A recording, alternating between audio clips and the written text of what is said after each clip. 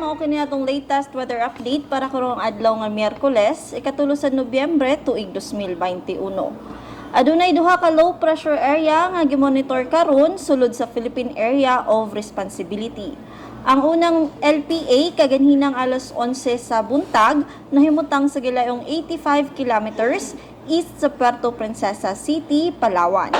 Ang maong LPA ubos ang posibilidad nga mahimong usa ka bagyo ug posible kining mahilis within the next 24 hours. Samtang ang ikaduhang LPA as of 11 a.m. kaganhinang buntag nahimutang sa gilayong 725 kilometers east sa Catarman, Northern Samar.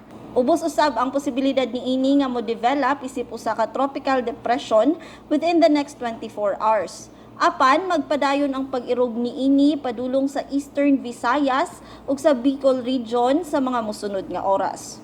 Tungod sa epekto niining duha ka low pressure area, ang tibuok Visayas makasinati og madag-umon nga kalangitan, inubanan sa mga katag-katag nga mga pag-ulan, pagkidlat ug pagdugdog karong adlaw hangtod ugma. Ug mao kato tong latest weather update gikan diri sa buhatan sa Pag-asa Visayas sa Mactan, kini si Angelica Orongan.